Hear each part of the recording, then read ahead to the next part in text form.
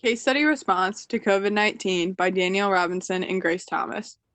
All right, so to start off, our case study was about Jenna, who is a 28-month-old little girl who lives with her parents, Joyce and Bill, and her brother John, who is currently in kindergarten. When Jenna was younger, she was diagnosed with autism spectrum disorder, and she also has epilepsy. Jenna's family has expressed concerns that they want to discuss with their intervention specialist throughout their entire intervention process. And due to COVID closing schools and childcare centers, both Jenna and John are currently staying at home. And the purpose of this case study is to determine how the intervention team will review Jenna's IFSP and begin her transition plan.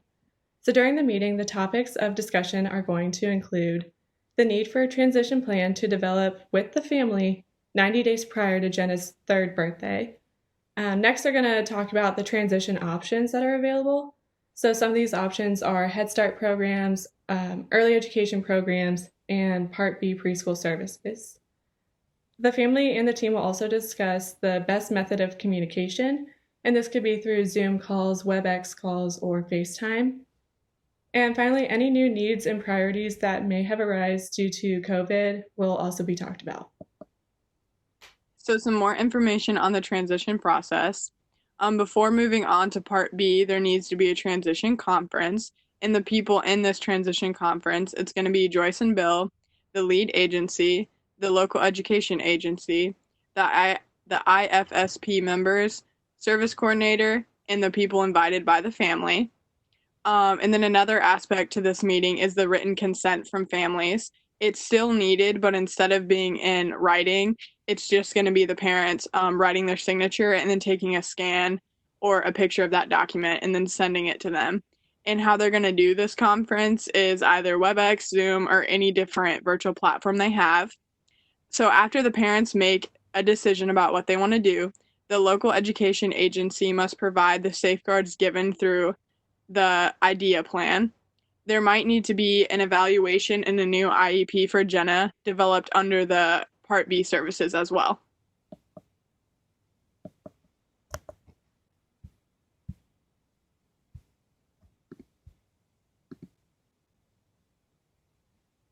So some outcomes and intervention.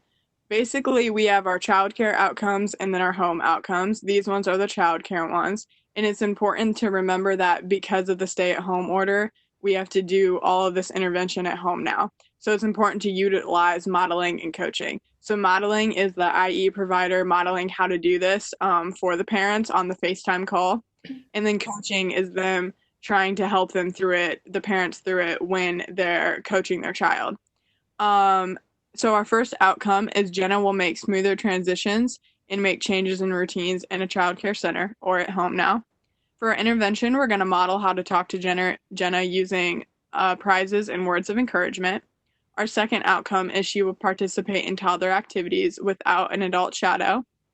We're going to provide different toddler activities she may be interested in that she succeeds in and feels confident. Then our last outcome is use words to make her desires known. And how we're going to do this is use an emotions charts to explain how she's feeling. So it's going to be 3 different smiley faces, and she'll get to point whether she's like upset, sad, angry, or all of the above to help her express her words.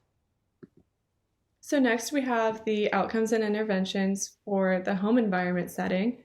And so our first outcome is Joyce has expressed interest in getting her entire family to eat meals together. We would suggest having an activity for Jenna to do prior to Joyce making dinner. This activity should be something Jenna's interested in. This way, Jenna would be occupied while Joyce starts the dinner process, and it would keep her occupied throughout the entire time, giving Joyce a little time away. And next, Bill and Joyce have expressed that they would love for Jenna to spend the entire night sleeping in her own bed instead of coming in halfway through the night to their room. For this issue, we would suggest making Jenna's room a place that she wants to spend her time. We would also suggest for Bill and Joyce to find different soothing items and methods that Jenna can use when she gets the urge to go to her parents' room. Some additional needs that have arisen during this whole situation is Joyce and Bill are both considered to be essential workers. Bill's been working during the days and Joyce has been working at nights. This system has made sure at least one of them has been home with Jenna and John at all times. Um, Joyce, she doesn't get enough sleep between her shifts because she has to watch Jenna and John and assist Jenna with her intervention services during the day. So, one suggestion we have is to look at the Groundwork Ohio website to find local childcare centers that are open during this time. This would be somewhere that Bill and Joyce can send their children so that Joyce can get the time to sleep. Um, and since both parents are also working in healthcare at this time, they are both susceptible to getting the virus. So we would suggest that Joyce and Bill make sure that they're always washing their hands while they're at work. And when they get home, they should also focus on cleaning and sanitizing their home on a regular basis so that if the virus did happen to come into their home on one of them, the sanitizing should get rid of it right away.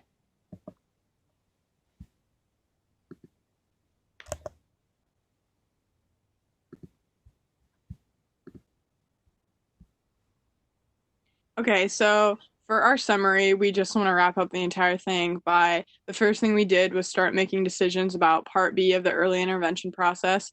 Then we're really going to utilize the virtual conference call so anyone that wants to be included and that needs to be included can.